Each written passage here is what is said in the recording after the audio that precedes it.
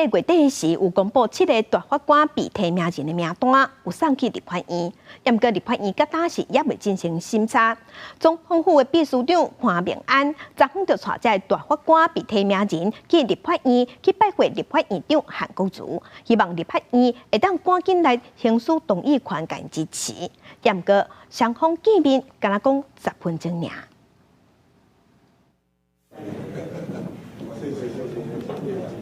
见面3分前，总统府秘书长潘明安带7个大法官被提名人拜会立法院长韩国瑜，双方关门会谈，敢若10分钟就结束。潘明安会后受访的时阵讲，气氛真好，而且韩国瑜答应会赶紧将大法官人事案以及 NCC 委员考试院委员案摆入议程。这个名单的话是被质疑说好像有一点抽佣的角色，那对于今天这个来拜会韩国瑜院长有信心吗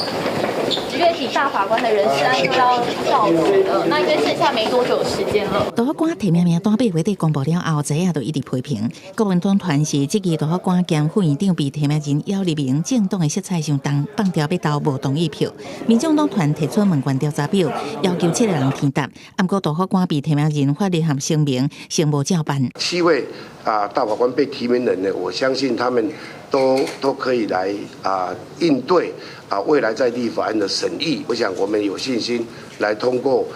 这个朝野政党的考验。院长读朝野协商之后，我们也会择期来拜会其他党团。那是立法院15听书委员会搁讨论明年度总预算案，是不是摆入拜5议会议程的时阵，又搁引起调野的论战。针对报告事项14案到24案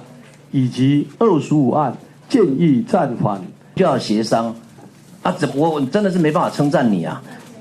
你像比如说，你说把这个总预算你又暂列，只要行政院它能够依法行政，依照法定预算来编列预算，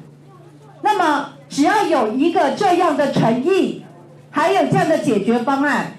我们在星期5的时候是可以再来处理。因为韩国瑜办公室已经发通知拜4要对总预算案进行调野协商，所以常委会调委吴宗宪无动用表决，是采取提报议会处理，为协商保留空间。记者综合报道。